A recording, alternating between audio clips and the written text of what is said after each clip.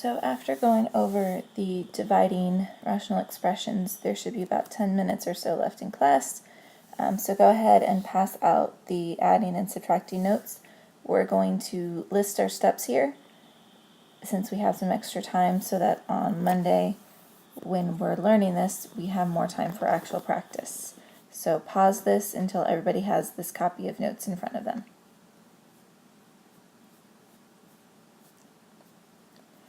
So when we add rational expressions, it's adding two fractions together.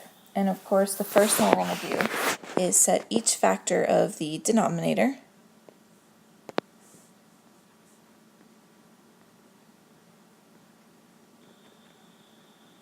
equal to 0, and then solve for x. And just like with multiplying and dividing, we do state these as your restrictions.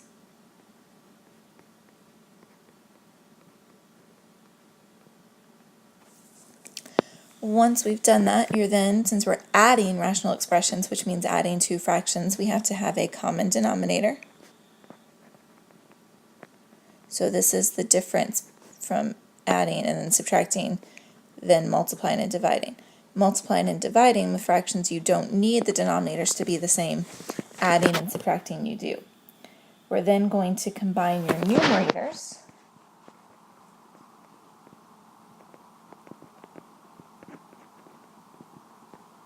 By distributing and combining any like terms that you can find, and then we're going to check to see if you could cancel between top and bottom. I'll be honest, it's very rare that you could cancel, but it's always good practice to check. So again, multiplying and dividing do not need to have the same denominator. Adding and subtracting do, and that's what we're going to focus on Monday. So go ahead and hopefully Monday we'll be able to start this a little bit quicker.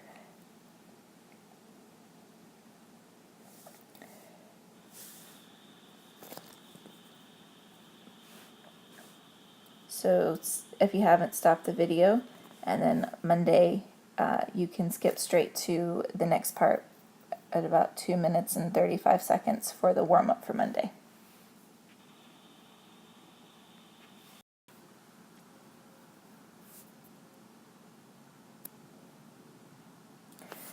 So here's the warm-up, working on simplifying, and here's a multiplying one.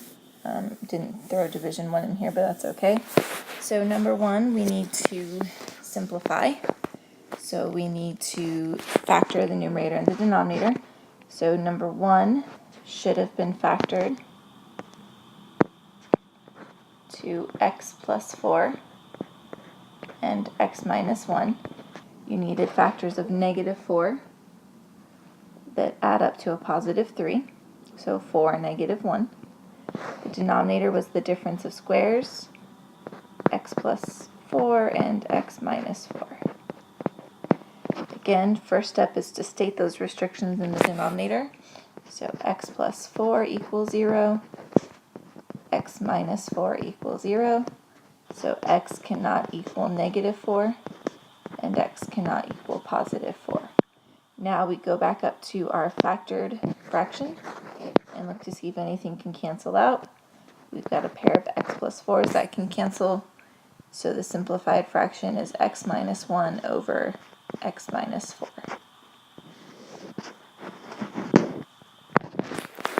Number two, we're multiplying. Remember, the only difference between multiplying and dividing is that you have to flip the second fraction when it's a division problem, and you have more restrictions. So again, first thing I'm going to do is start factoring. In the first numerator, hopefully you noticed there was a 2 in common, and that left you with x plus 2. The denominator was the difference of squares, so x minus 2 and x plus 2, times, in this numerator, we needed factors of 6 that add up to negative 5. So that's going to be x minus 3 and x minus 2. For x plus 8, they have a 4 in common. So when you took that out, you should have ended up with x plus 2. Restriction, since this was a multiplication one, is only in the denominators. So we're just going to set each of these parentheses equal to 0. We don't need to worry about the 4 because 4 can't equal 0, so it doesn't have a restriction. So I have x minus 2 equals 0, x plus 2 equals 0, and then I don't need this x plus 2 because I already have it listed here. So x cannot equal a positive 2 or a negative 2. So there's my restrictions. Now let's start crossing things out. I can cross out this x plus 2, or you also could have crossed out this one and this one, but if there's only one on top, you can only cross out one in the bottom. We can also cancel out this pair of x minus 2's, and then hopefully you notice the 2 and the 4. 2 and 4 are both divisible by 2. 2 divided by 2 is 1, so that's gone. 4 divided by 2 means there's a 2 left. So you also have to treat numbers like that as well, as fractions. So on the top, all we have left is x minus 3. On the bottom, we have a 2 and then an x plus 2. And there's your 2 answers. And remember, division is exactly like number 2, except for you have to flip that second fraction and find more restrictions. So let's check your homework from last night. Here's the 4 problems that you had to do. I know number 20 was a little bit harder because it started with negative exponents. Now keep in mind the 6 and the 5 were not attached to those negative exponents, so it was only the x and the y that needed to be moved, and then once you moved them, then you flipped it. But hopefully no matter what, you did get the restrictions right, and then if that part confused you, I understand it was a little bit harder. 21 had some GCFs, and then it had that -1 like we saw in the notes yesterday. And the reason it needed to have that is because you had an x minus y here, which won't cancel with the y minus x. But if you take that -1 out, it would flip it to make them the same. 22 shows you what you could cross out. The x squared and the 3x, they would cancel, and you'd have an x here and a 3 here. The 3 would not cancel. And then number 23 was actually a pretty basic one, very similar to one we had in the homework, in the notes. So go through these, pause this video if you need to. Once you're done checking the 4 problems, we have the notes that you briefly started on Friday to finish today.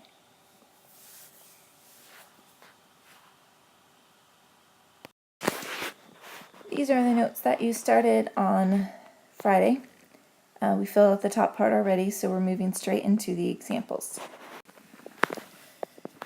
So we have 3 over x plus 2 plus 2 over x. The nice thing about the adding and subtracting is typically they're already factored for you, so you don't have to do that step. But again, it could always appear. So we're going to set each factor of the denominator of each denominator equal to 0 to find our restriction. So we're going to go x plus 2 equals 0 and x equals 0. So x cannot equal -2 and x cannot equal 0. So there's my restrictions. Now, with multiplying and dividing, denominators don't have to match, but in adding and subtracting, they do. So we have to find a common denominator before I can combine the numerators by adding. So what I look at is what my 2 denominators currently are. I have an x plus 2 and an x.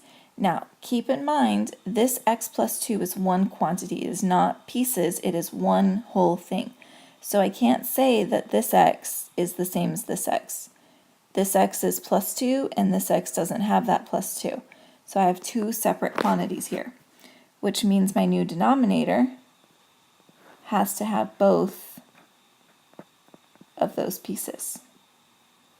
So in order to find common denominators, we have to ask what is it's missing. Well, if I look at my first one, it has the x plus 2 piece. It doesn't have the x, which means that's what I have to multiply top and bottom by. So I look at the second fraction, and it has the x. It doesn't have the x plus 2. So that tells me I have to multiply x plus 2.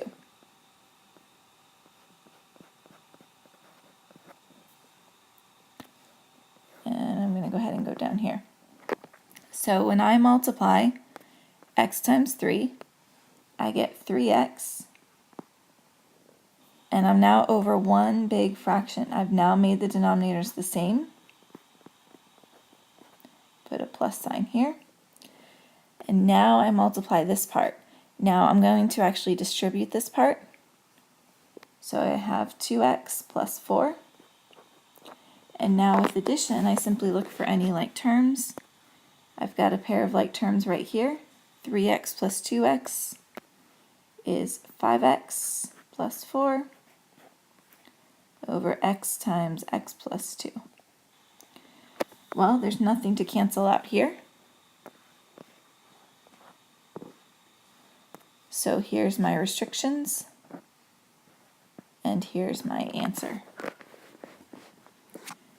So go ahead and try the you try to the right, finding your common denominators and then multiplying your pieces. Don't forget to state your restrictions from the beginning, and then unpause this to check your work and answer.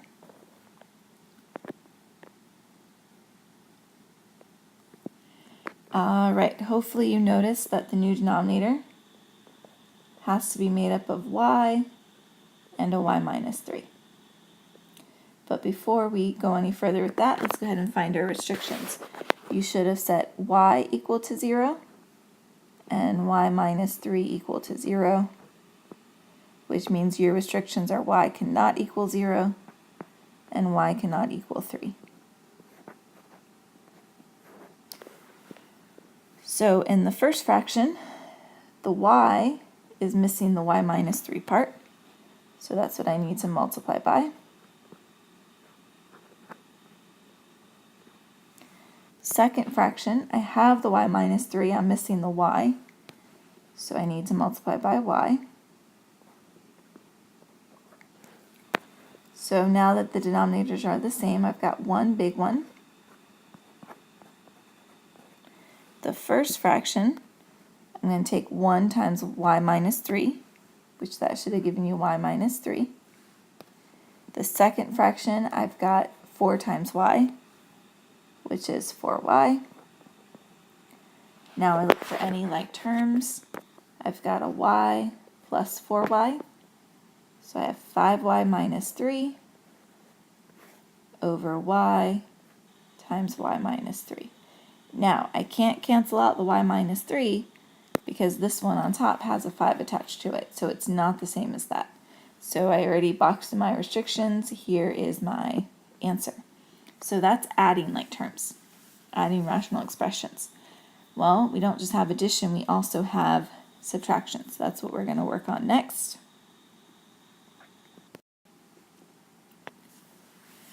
Subtracting rational expressions is very, very similar to adding.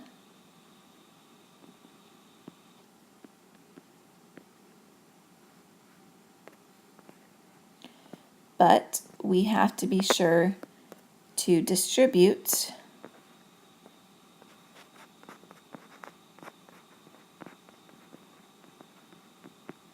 the negative in the second fraction.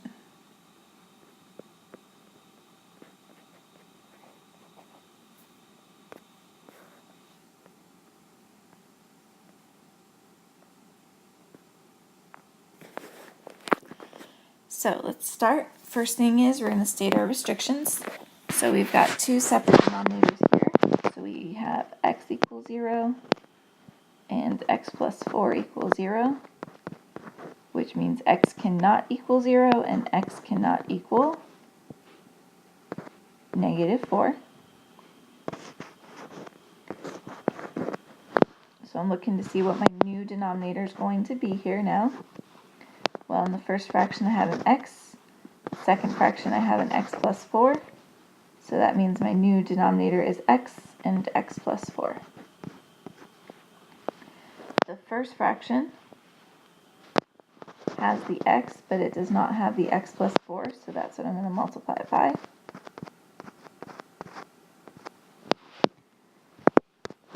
second fraction has the x plus 4, but it doesn't have the x.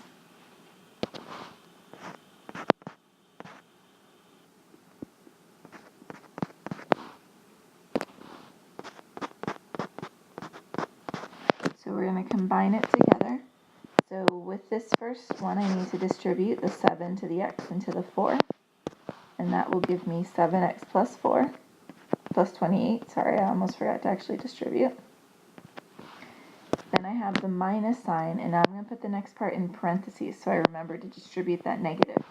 Well, the next part says to take 5 times x, so that's 5x. I have 7x plus 28 minus 5x. My pair of like terms would be the 7x minus 5x, which is 2x plus 28 over x times x plus 4. 2x plus 28 won't cancel out with x plus 4 or the x, even if you notice that 2 and 28 do have a GCF of 2, that still wouldn't make it turn into an x plus 4. Go ahead and try the u-try. Be careful about distributing that negative in the u-try. There's your hint for that problem. And then unpause it when you're ready to check your answer.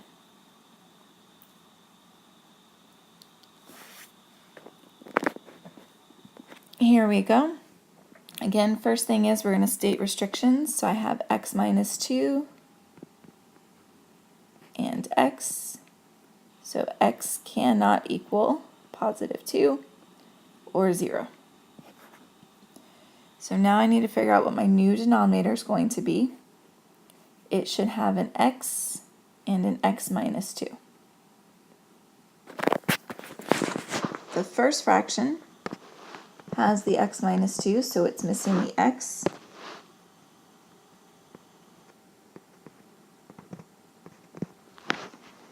The second fraction has the x, so it's missing the x minus 2.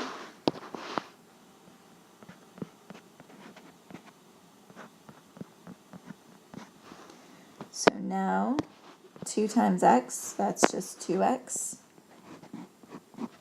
Got the minus, and I'm going to put the next part in parentheses. Hopefully you did that. And then the next part, I have 4 times x minus 2. So I'm going to distribute that 4. So you should have had 4x minus 8. Now, here is where the tricky part with subtraction. This minus sign belongs to the 4x, and it belongs to that minus 8. So that means we're actually going to change our signs here. So this is going to become 2x minus 4x, but when I take this negative, distribute it to this negative 8, that turns it into a positive 8, still over x times x minus 2.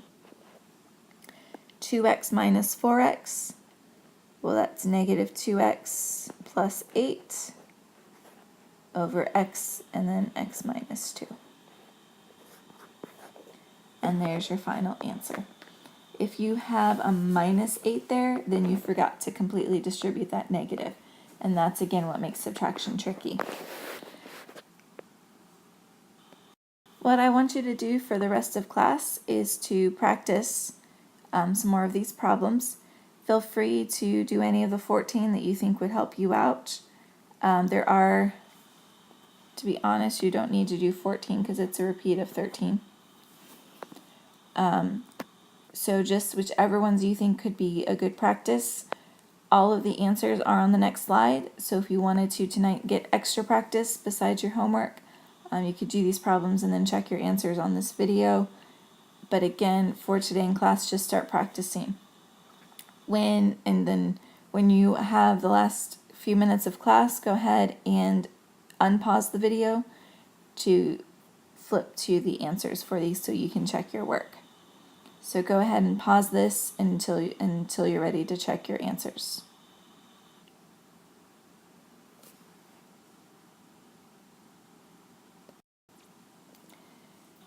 Here are the answers to the problems.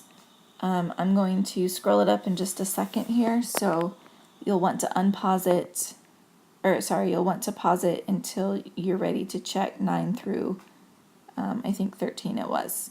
These do have listed both the restrictions and your answers because that is what you need to do for adding and subtracting. So again, pause this until you're ready to check the last several questions.